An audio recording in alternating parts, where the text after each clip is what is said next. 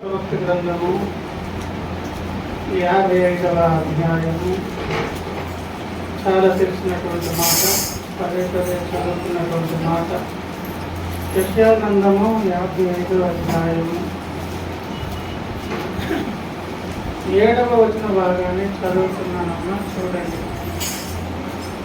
అక్కడ ఏదైనా extra Bible ఉన్నటువంటి సిస్టర్ గారికి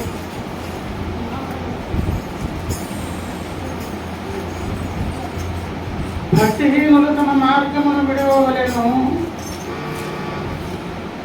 దుష్టులు తమ తలంపులను మానవలేను. వారి యెహోవా వైపు తిరిగిన ఎడల ఆయన వారి యందు జాలిపడును. వారు మన దేవుని వైపు తిరిగిన ఎడల ఆయన బహుగా క్షమించును.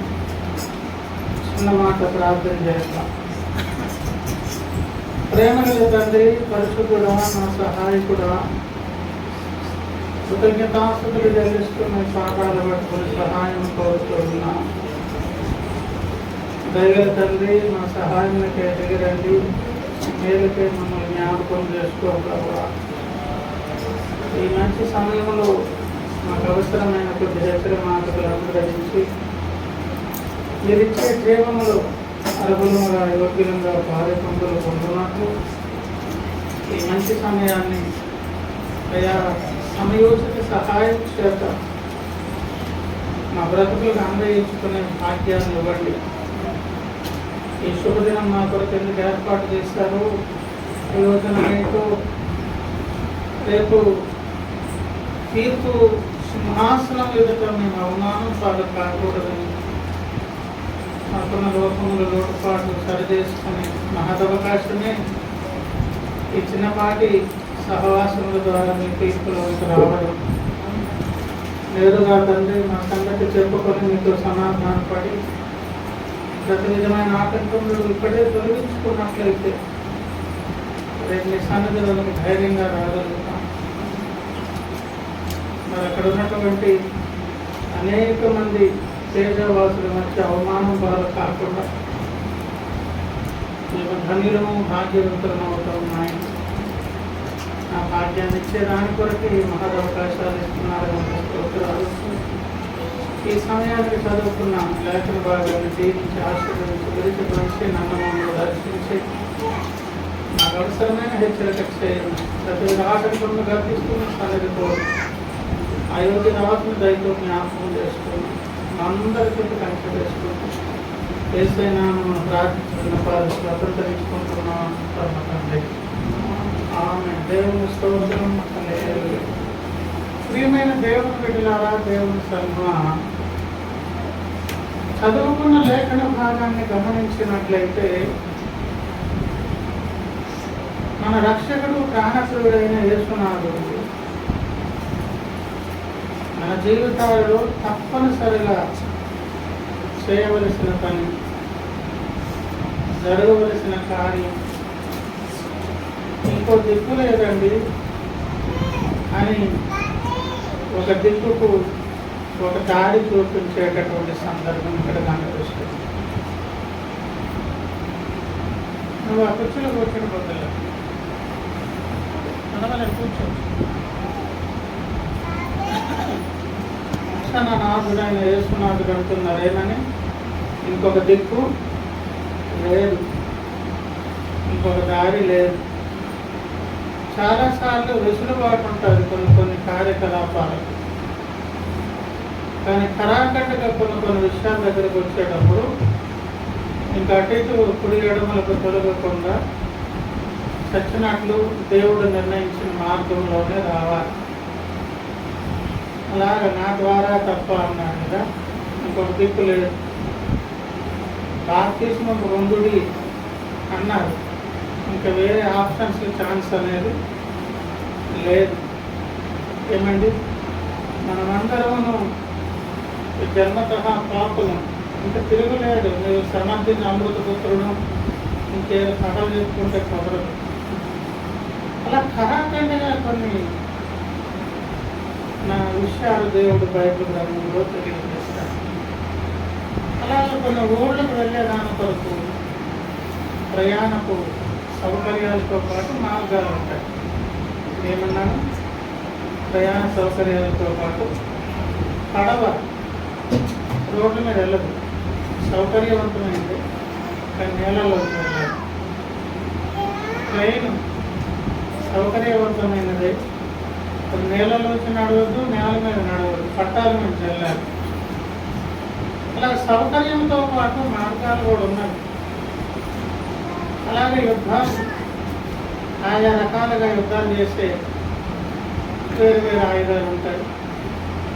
దాన్ని మూడు విధాలైన యుద్ధాలు: వాయు సంబంధమైన, భూ సంబంధమైన, జల సంబంధమైన. దానినే ముప్పేట దాడి అంటుంటారు. దాన్ని ఏమి దాడి అంటారు? ఏం దాడి అంటే ఈ మూడు తప్ప వేరే లేదు. ఈ మూడు ఉంటాయి కానీ కొన్నిసార్లు ఇది ఒకటే దిక్కండి, ఇరుకు మార్గం గుండా ప్రవేశించాలి, ఇంకా నో మోర్ ఆప్షన్స్ అన్నట్లుగా. అలాగా చదువుకున్న లేఖనంలో కూడా ఒక దిక్కు చూపిస్తున్నారు దేవుడు. ఎప్పుడైనా వేరే ఆప్షన్స్కు ఛాన్స్ లేకుండా, చాయిస్ లేకుండా ఖరాఖండగా ఏదైనా ఒక రూట్ మ్యాప్ దేవుడు చూపించేటప్పుడు అది మనం చాలా సీరియస్గా పట్టించుకోవాలి. అలా పట్టించుకోనందుచేత మహాజ్ఞానులు, తెలివైన వారు, గొప్పలు ఎన్నో క్రియాశీలకమైన కార్యాలు చేస్తారు. మహాజ్ఞానులు గొప్పవారు అని పొగడబడతారు. చివరకు పూజలు అందుకొని దేవుళ్ళుగా, దేవతలుగా కొనవబడతారు. మరణం తర్వాత పాతాల వశమైపోతున్నారు. పండితులారా, మహాగనులారా, ఎంతో మందికి ఇంత గొప్ప గొప్ప ఉపదేశాలు చేసి దారి చూపిన మీరు, దేవుళ్ళుగా, దేవతలుగా పిలువబడినటువంటి మీరు అదేంటి పాతాల వశమైపోయారు? పాతాళం అనేది పాపం చేసిన వారిని పట్టుకుంటుంది కదా. ఇన్ని గొప్ప గొప్ప సంగతులు చెప్పిన మీరు పాతాళం మిమ్మల్ని వచ్చి పట్టుకుందంటే మీరు కూడా దాని విషయంలో, పాపపు విషయంలో ఉన్నారా అని రేపు ప్రశ్నించే అవకాశాలు ఉంటాయి. పక్కనున్న వాళ్ళు ప్రశ్నిస్తారు వారిని. అంటే ఈ జ్ఞానాలు, తెలివితేటలు, ఈ గొప్పతనాలు దేనికి పనికిరాని చెప్పండి? యేసయ్యను అంగీకరించే విషయంలో ఈ గొప్పతనాలు ఎందుకు పనికి రాలేదు? ప్రభునందు ప్రియులారా, మరి ఎవరికి లేని భాగ్యం మనకి దొరికింది. కారణం ఏంటో తెలుసా? యేసు తప్ప అనే దగ్గర మనం ఏమయ్యామండి? న్యాయబద్ధంగా, తర్కబద్ధంగా కారణమయ్యాం. దేవుని స్తోత్రం. అలాంటి సంగతులలో ఒకటి ఇక్కడ జరుగుతున్నాం. భక్తిహీనులు తమ మార్గమును విడవవలెను, దుష్టులు తమ తలంపులను మానవలెను. అంటే విడవవలెను, మానవలెను. నాకు ఉండడానికి వీలు లేదు, ఉండడం వల్ల ప్రయోజనం లేదు. అలాగ ఉంటే గింటే ఆ నష్టాన్ని పూడ్చడానికి ఇంకా వేరే అదర్ ఆప్షన్స్ ఏవీ లేవు. బాబు ఇది ఒకటే దిక్కు బాబు, మీరు విడవాలి, మానాలి అని ఎవరి గురించి చెబుతున్నారు? భక్తిహీనుల గురించి చెబుతున్నారు. ఎవరి గురించి చెబుతున్నారు? దుష్టులను గురించి చెబుతూ ఉన్నారు. అని చదువుకున్నప్పుడు ఆ పదాలను, మాటలను అలాగే అన్వయించినప్పుడు ఇది మాది కాదు కదా అనుకుంటాం మనం. అప్పుడు వెంటనే మనం ఏమనుకుంటాం? మన ఈ చాప్టర్ ఏమంది కాదట, వాళ్ళు వేరు అనగానే నీకు ఎవరి మీద అయితే కోపం ఉంటారో, ఇష్టం లేని వాళ్ళు ఉంటారో వాళ్ళు కనిపిస్తుంటారు. వాళ్ళే, మనం కాదప్ప. లేదా రక్షణ పొందకుండా దేవునికి దూరంగా బ్రతికేవారు ఎవరైనా వాళ్ళు మనం కాదు.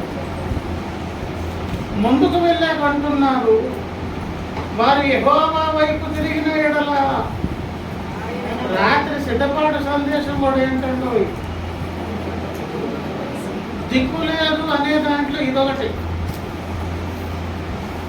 మానవలను, విడువవలను, యెహోవా వైపు తిరగవలను. ఇంకో దిక్కు లేదు. రాత్రి కూడా అదే కన్క్లూజన్ కదా. యెహోవా వైపు తిరిగిన ఎడల ఆయన వారి యందు జాలిపడును అన్నప్పుడు ఒక సమూహం కనిపిస్తుంది, వేరే ఒక వర్గం కనిపిస్తుంది, ఒక సమాజం కనిపిస్తుంది.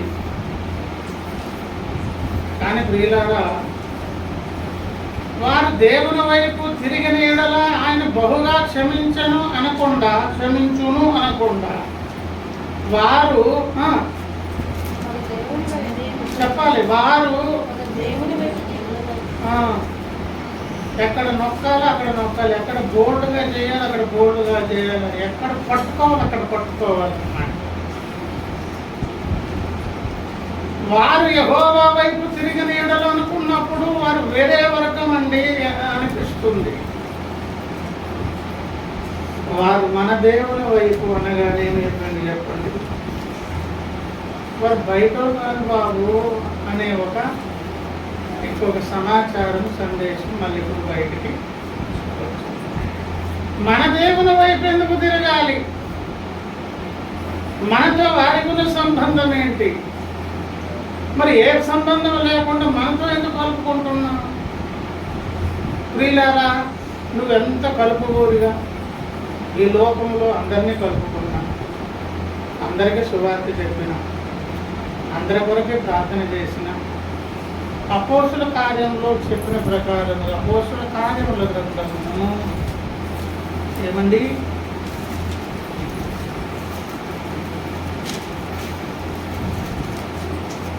కార్యము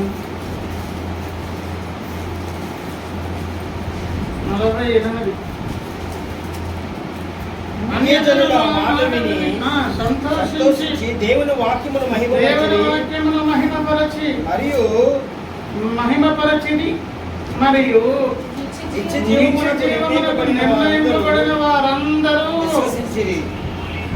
నిర్ణయింపబడని వారిలో మహిమపరిచేవారు ఉంటారు,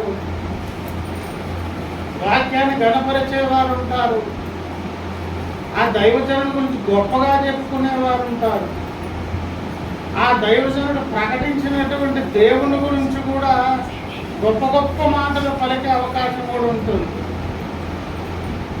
యేసయ్యను పొగిడినందుకు, యేసయ్య దాసులను గణపరిచినందుకు ఎంత గొప్ప ప్రసంగం అండి అని దాని గురించి శ్లాఘించినందుకు ఏమండి దేవుడేమి మురిసిపోరు. అక్కడ చూస్తారు నిత్య జీవమునకు నిర్ణయింపబడిన వారా కాదా? నిత్య జీవమునకు నిర్ణయింపబడిన వారు అయి ఉంటే గింటే నువ్వు స్వరంగాల్లో దాక్కున్నా, పిలములలో దాక్కున్నా, భూ దిగంతముల ఎండింగ్లో నువ్వు వెళ్ళిపోయి ఎప్పుడు మారుమూల నువ్వు ఇరుక్కుపోయినా నీకు అందించాల్సిన సువార్త భూమి మీదైనా పరదేశులైనా అందించడం అయితే తప్పదు. నువ్వు తప్పకుండా పరలోకంలో దేవుని సన్నిధిలో ఆనందించగలుగుతావు. కనుక ప్రియులారా, వారు దేవుని వైపు అన్నప్పుడేమో పరాయి వారికి దేవుడు ఇస్తున్న అవకాశం.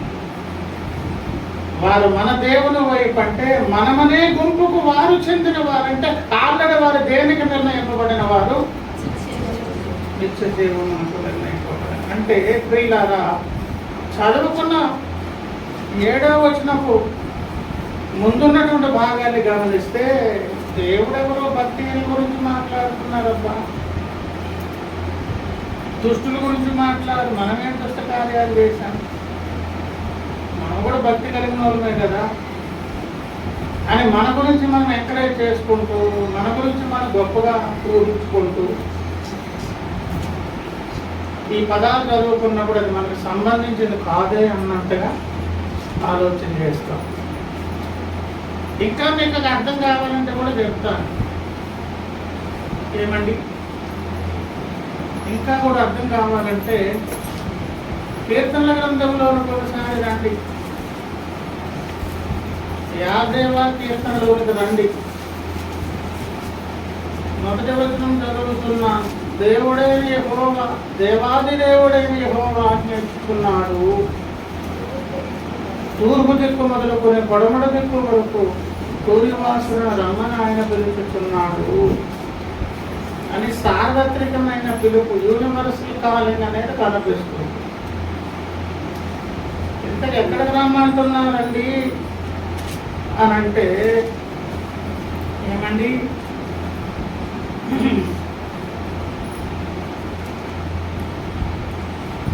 4వ వచనం, ఆయన తన ప్రజలకు న్యాయము తీర్చుటకై,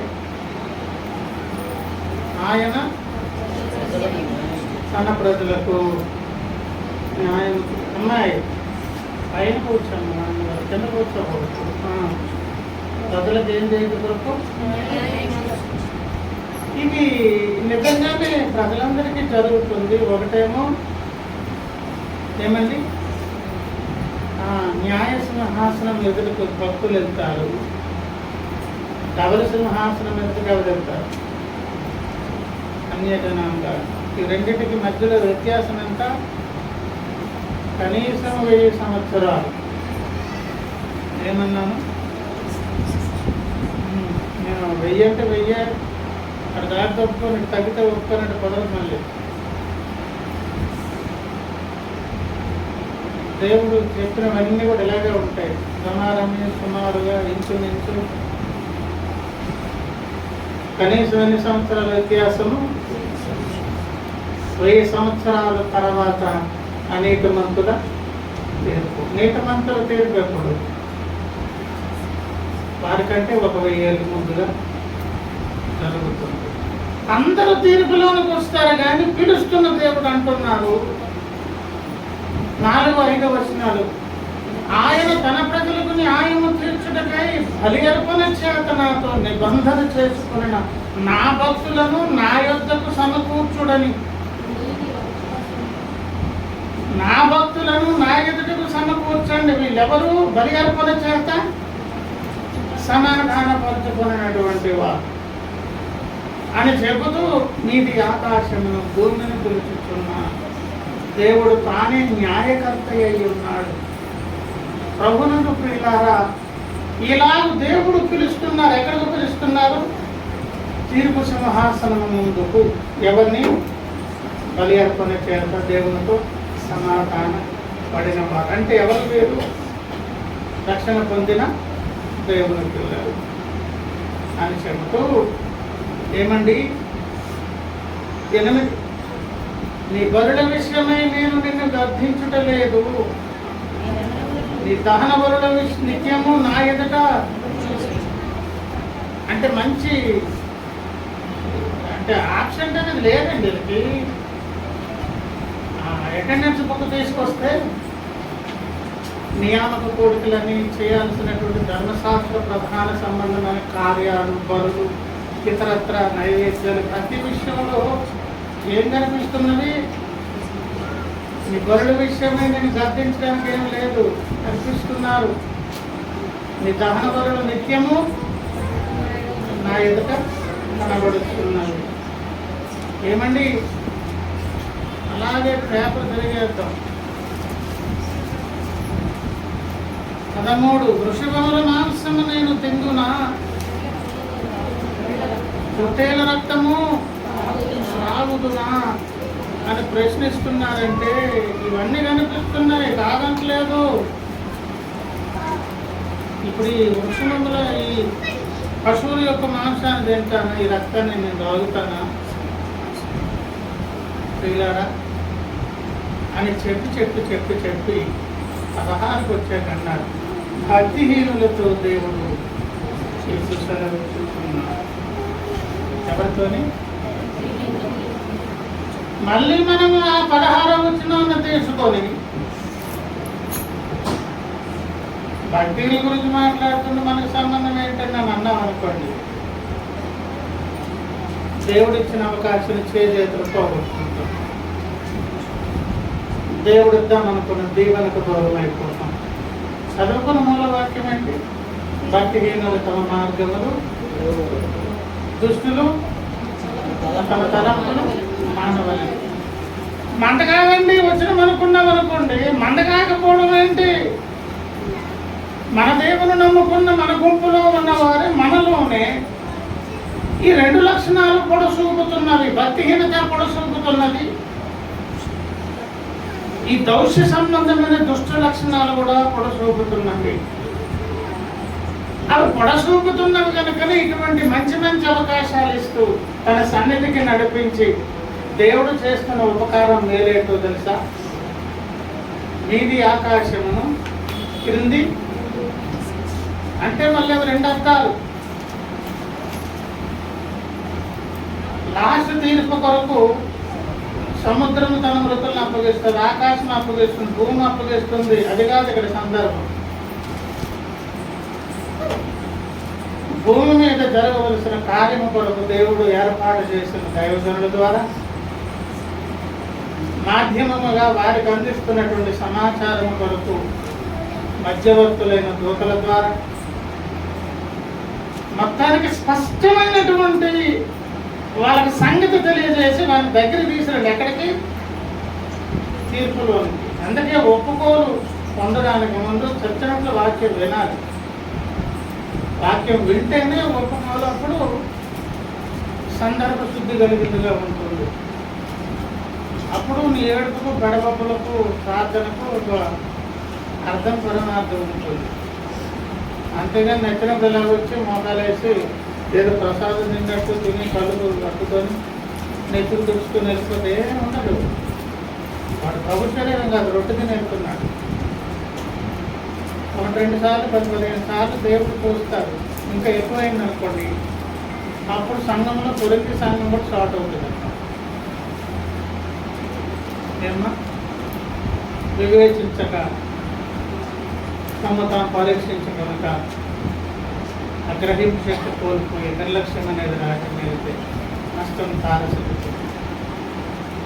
కనుక ప్రియులారా, ఆ 50వ కీర్తనలో సంగతి అంతా చెప్పి నీ బరులు కనిపిస్తున్నవి, నీ దహన బరులు నిత్యము నా ఎదుటున్నవి.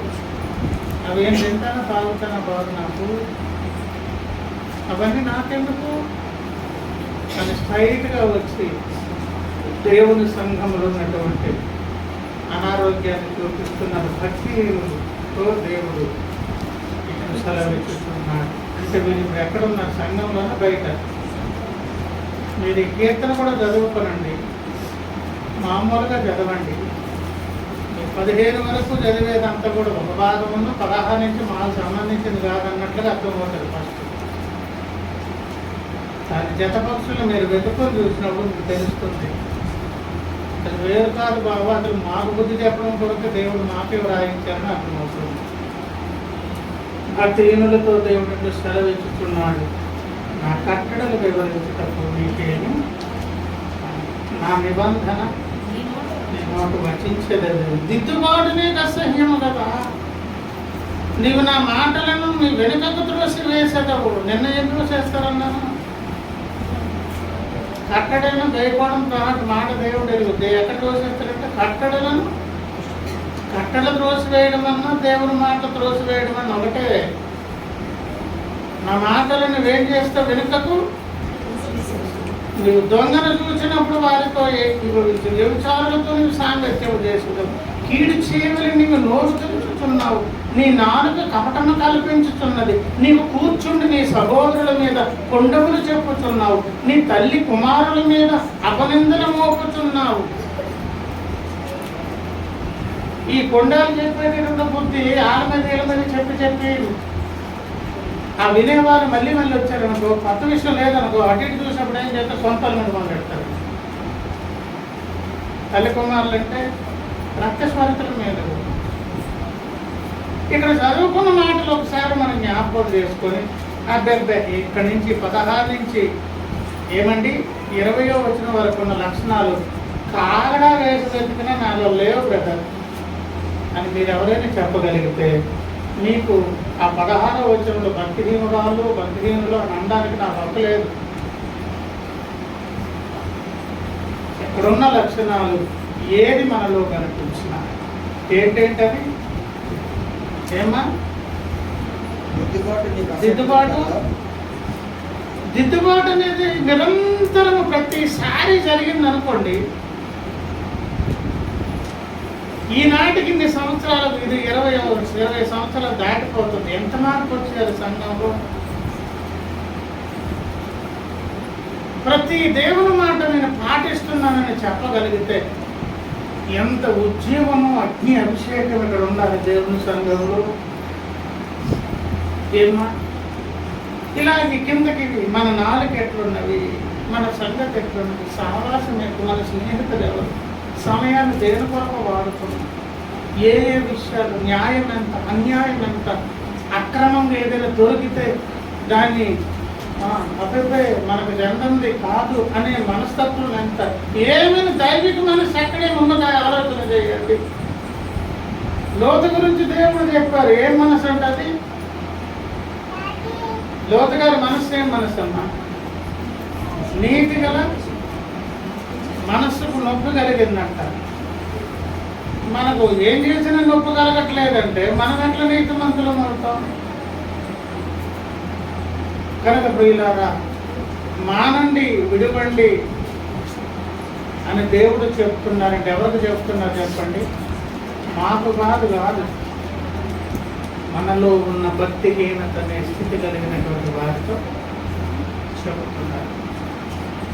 దుష్టులంటే వీళ్ళెవరో, వీళ్ళు కూడా బయట వాళ్ళేం కాదు.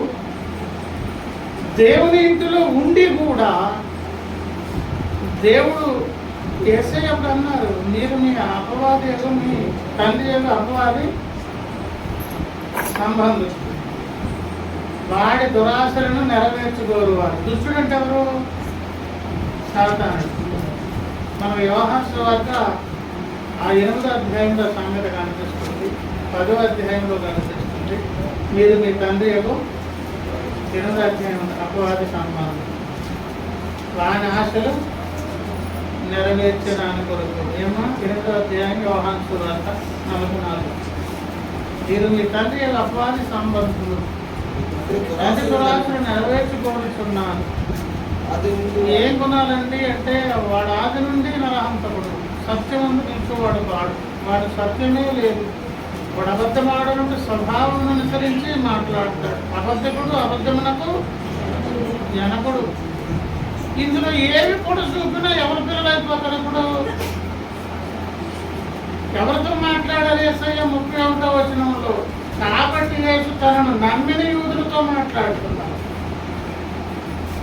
దేవుని పిల్లలతోనే మాట్లాడి యేసుని నమ్మే వాళ్ళతోనే. మీరు నా పిల్లలు కాదు, ఎవరి పిల్లలు అంటే వారి పిల్లలు. కనుక దుష్టులు అంటే వాళ్ళు ఎవరో వేరండి, మేం కాదండి అని అంటే ఈ లక్షణాలు ఒకవేళ ఉన్నాయేమో. మనము ప్రతినిత్యం దేవుని ఆశలు నెరవేరుస్తున్నామా? ఇప్పుడు దేవుని చట్టాన్ని వ్యతిరేకించి చేసే పనులన్నీ ఎవరు సంతోషపెడుతున్నారు? ఎవరి ఆశలు నెరవేరుతున్నారు? అప్పుడు మనం మురుసుకోవడానికి ఏం అవకాశం ఉన్నది? దుష్టులంటే వేరే అని చెప్పుకొని చేసే పనులను అవే పనులు చేస్తే అప్పుడు మనం దానికి చెందిన వాళ్ళమా, బయట వాళ్ళమా? యెహెజ్కేలు గ్రంథం 18వ అధ్యాయం ఆఖరి వచనం 32 అంటారు, మరణము నొందవాడు మరణము నొందుకున్న బట్టి నేను సంతోషించేవాడను. మరణం నొందుతున్నారు కొంతమంది.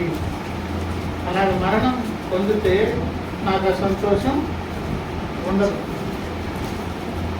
అంటే దీనికి రివర్స్లో చెప్దామా? ఎవడైనా చావాలి, నష్టపోవాలి, నాశనం అయిపోవాలి, రోగాలు పాలైపోవాలి, ఫుట్పాత్ అయిపోవాలి అనేది కదా దీని వ్యతిరేకమైన మైండ్. అది శాసనం గడి. ఈ లక్షణాలు ఎవరిలో కనిపించాయి అనుకోండి, లోపల ఆడును పనిచేస్తున్నట్టు వాడు చీకటి పనిచేస్తున్నట్టు.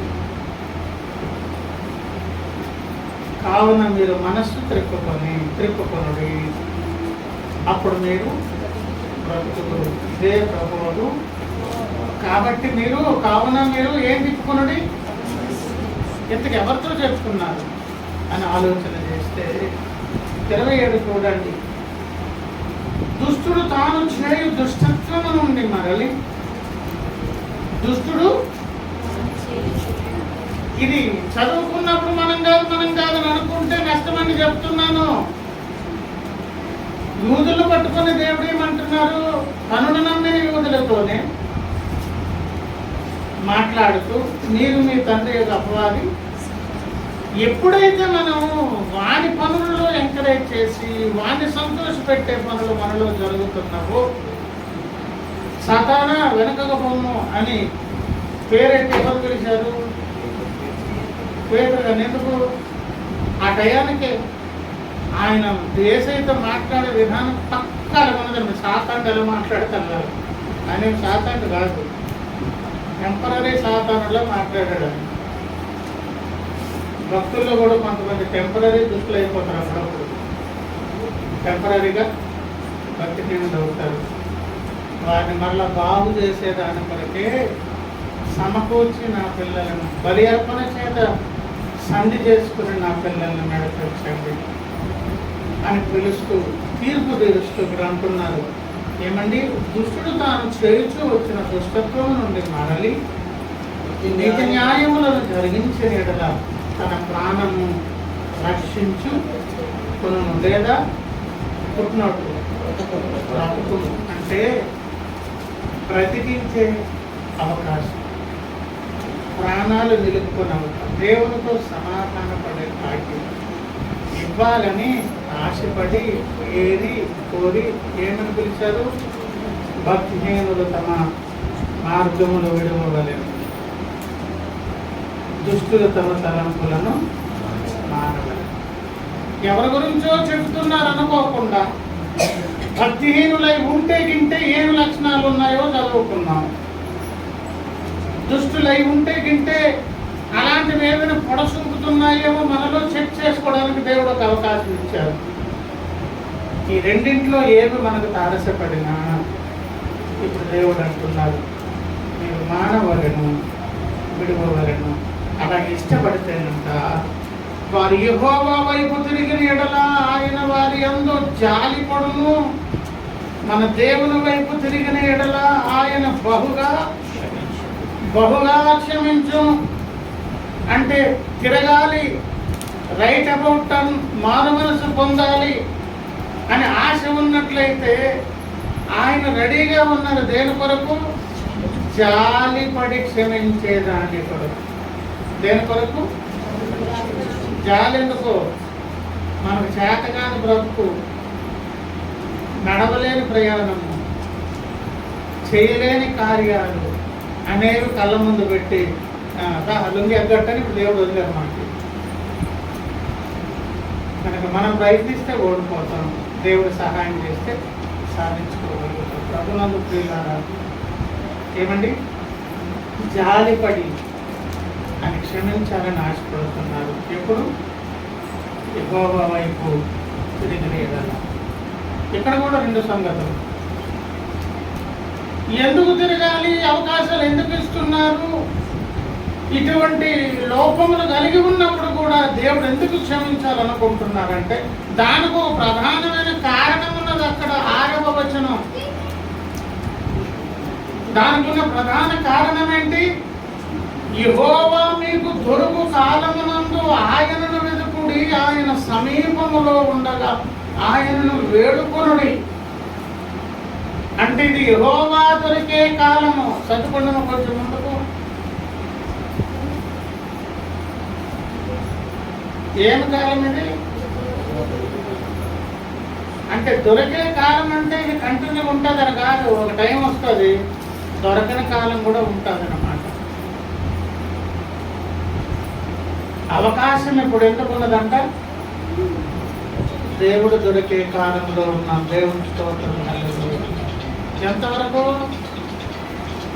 వినండమ్మా, భూమి మీద బ్రతికున్నంత కాలం ఈ గొంతులోంచి ప్రాణం పోయేంత వరకు దేవుడు అవకాశం ఇస్తాడు.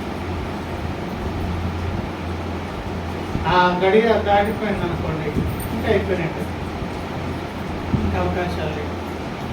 నెత్తి నోరు కొట్టుకుని కడుపు కొబ్బరి పెట్టిన ఇంకా లేవు. ఇంకంటే ఆ తర్వాత ఇంకే ఛాన్స్ లేదు. కనుక ప్రియులారా, ఈ క్షమాపణకు జాలిపడేదానికి ఒక అవకాశం ఎందుకున్నది? దేవుడు దొరికే కాలం దేవుడు స్తోత్రం. రెండు మాటలు అన్నా. ఇంకొక మాట ఏంటో తెలుసా? 8వ విషయం, నా తలంపులు మీ తలంపులు వంటివి, మీ త్రోవలు 9. ఆకాశములు భూమికి పైన ఎంత ఎత్తుగా ఉన్నావు, మీ మార్గముల కంటే నా మార్గములు, మీ తలంపుల కంటే నా తలంపులు అని ఎందుకు చెప్తున్నారంటే, బాబు నీ సమర్థింపులు, నీ ఎక్స్పెక్టేషన్స్, నీకున్న కారణాలు ఏవి కూడా దేవుని న్యాయమునకు సమముగా ఉండవు అని చెప్తున్నారు. ఈ రెండింటి మధ్య వెనకెళ్తే గొయ్యి, ముందుకెళ్తే నీటి అంటారు కదా.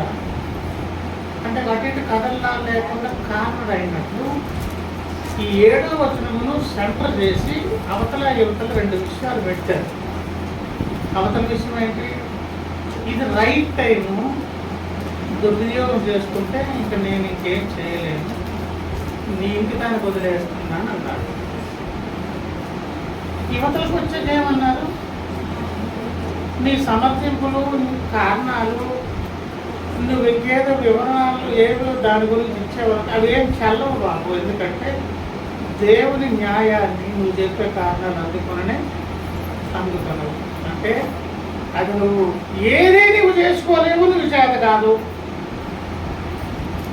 దొరికే సమయాన్ని, అనుకూలంగా ఉన్న కాలాన్ని దుర్వినియోగం చేసుకుంటే చేతులు నీకు నీవు నష్టాన్ని తెచ్చుకుంటావు.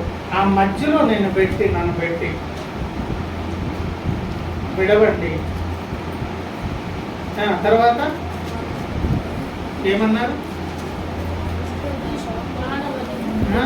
విడవలేను, మానవలేను అలా అనుకొని అలాగే ప్రభు అని తిరిగిన ఎడలా ఆయన జాలిపడి బహుగా, ఆ బహుగా ఏంటో మరి ఏమన్నా బహుగా అంటే మ్యాక్సిమం ఎఫర్ట్ దేవుని నుంచి వచ్చేస్తుంది. దేవుని స్తోత్రం. మ్యాక్సిమం ఎఫర్ట్ వస్తే ఎలా ఉంటుంది? నేను ఎన్నో చెప్పవచ్చు, సింపుల్గా ఒక మాట చెప్తా. నయమాను కుష్ఠరోగము పోయినప్పుడు ఆయన దేహం 7వసారి మునిగి లేవగానే ఎట్లా మారిపోయినట్ట? పసిపిల్ల వంటి దేహం అంటారు. అంత సౌందర్యము, సున్నితము, అంత అందమైన మాత్రమే కాదు, అక్కడి నుంచి ఇంకా ఉండే భవిష్యత్ జీవితం కూడా దేవుడు ఇచ్చేసాడు. శారమ్మ గారికి వాగ్దానం దేవుడు చేసిన తర్వాత వీళ్ళు మరలా కాపురం చేసేటప్పటికి వాళ్ళ శరీర ధర్మాలు, ఆరోగ్యాలు మొత్తం దేవుడు మార్చేసి 25-30 ఏళ్ళు చేసి పడిచారండి ఇద్దరు.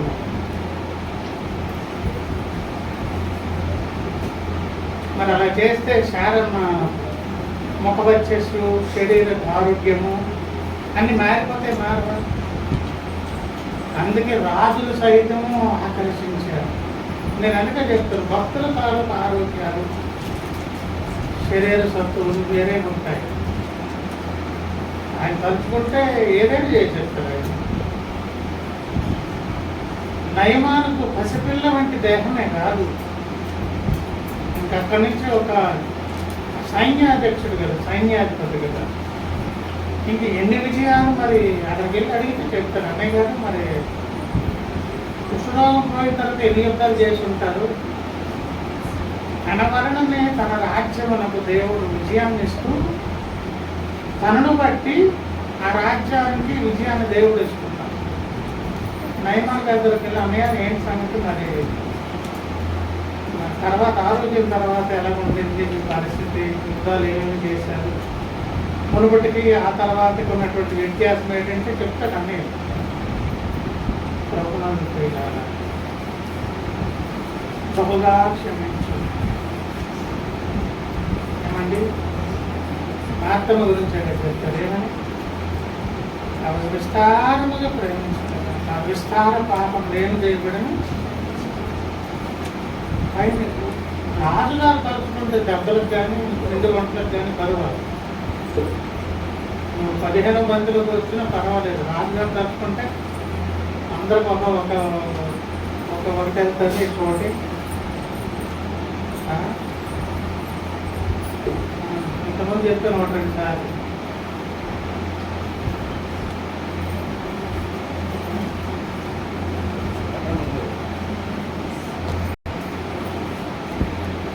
అయితే ఆవిడ ప్రేమ నన్ను చూసి అందరిని పక్కన పెట్టి నాకు ఒక్కడికే డబల్ పంపిస్తే నాకు సిగ్గు అనిపించింది. ఆ పాటగారితో సహా అందరికంటే ఎక్కువ నాకు పంపిస్తుంటే రాజుగారు తలుచుకుంటే ఏమవుతుందంట, 20 గంటలు వచ్చినా 4 కప్పులు వచ్చేస్తాయి. ఏం లావణ్య? స్తోత్రమునందుకు బహుగా క్షమించు. ఎప్పుడు ఆయన కదండి. అలా తిరగడం అనే దాని గురించి ఒక రెఫరెన్స్ చేయకుండా చేసుకో. యోగ గ్రంథాలు 8వ అధ్యాయం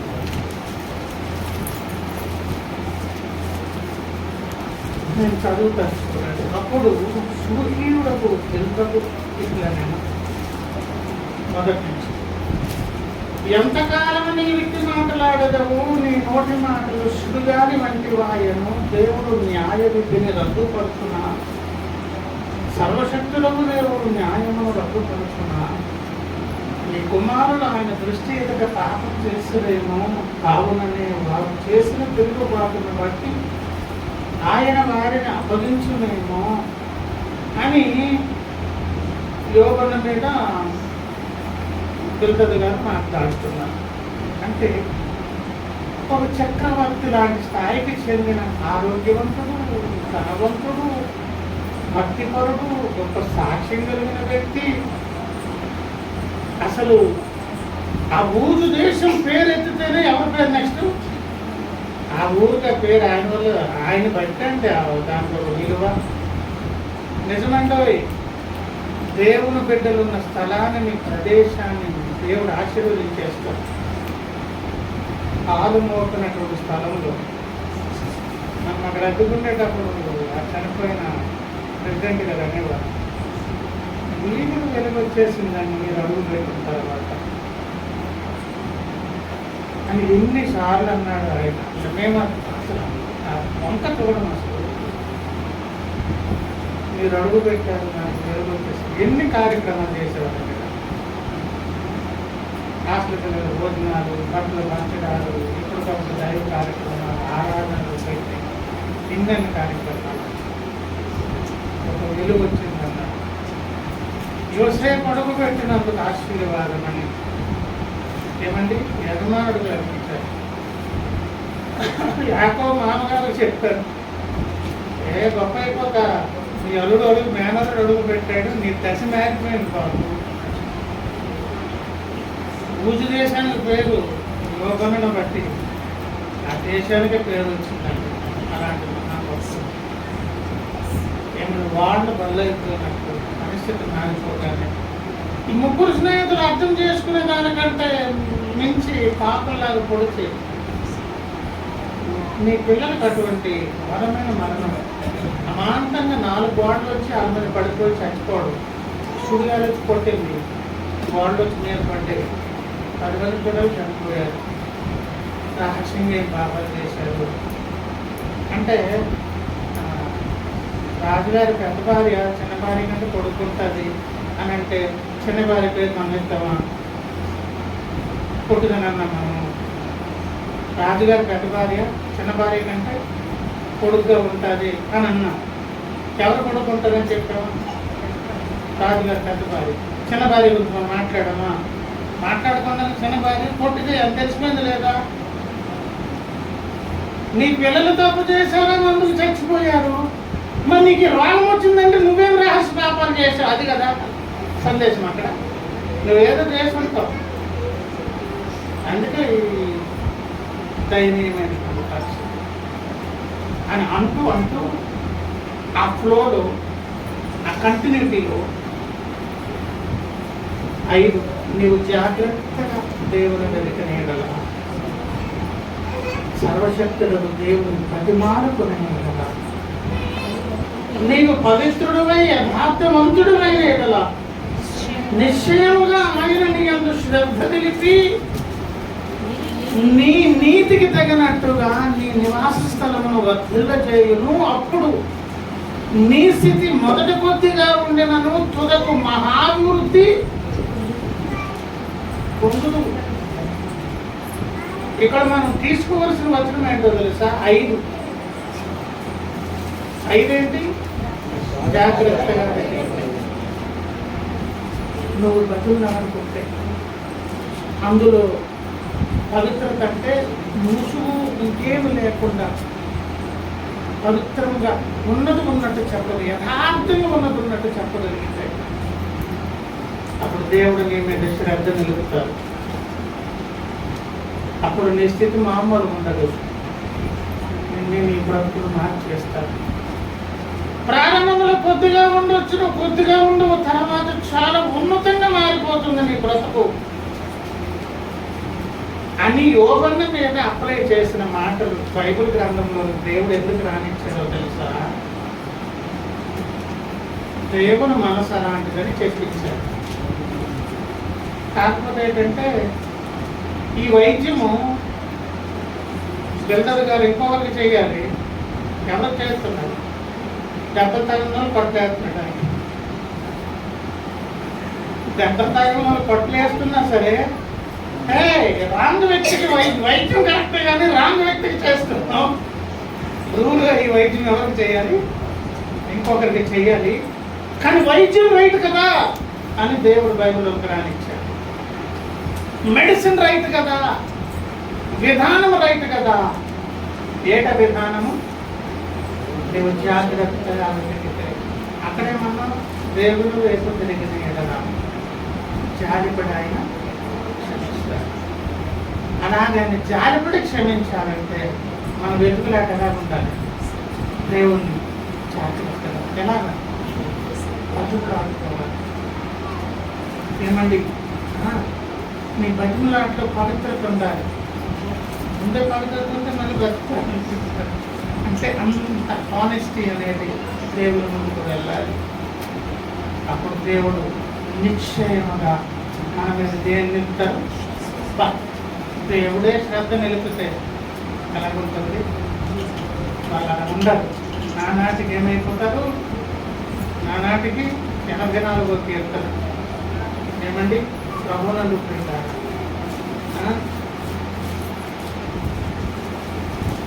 మాటల గురించి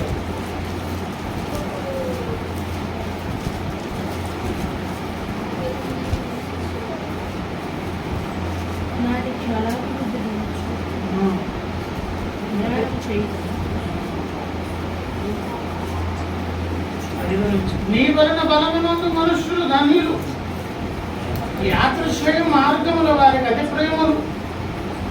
వారు బాకాలోయలో పడి వెళ్ళొచ్చు, దాని జలమయముగా చేయుదురు. తొలకరి వారిని దీవెనలతో గొప్ప. వారు నానాటికి అభివృద్ధి ప్రయాణము.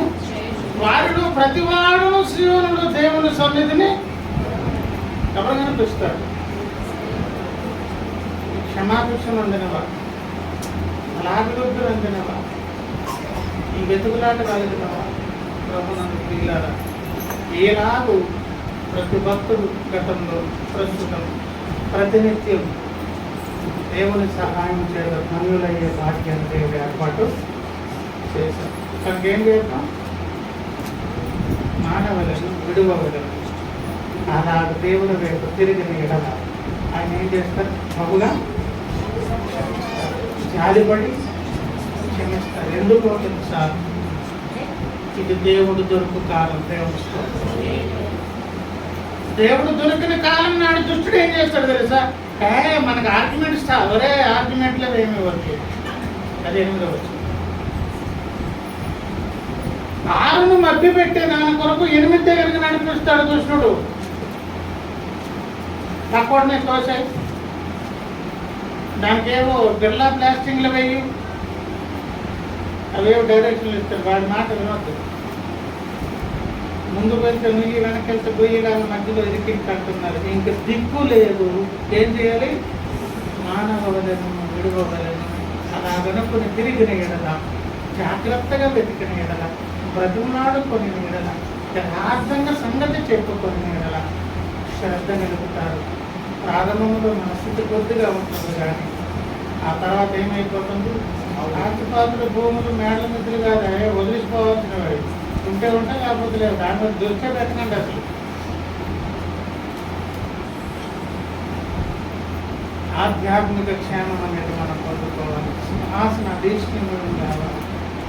దేవుని సన్నిధిలో దేవుని సహాయం చేయడం. రండి ప్రార్థన చేసుకుందాం. దేవుని పాదాలు పట్టుకుంటున్నాం.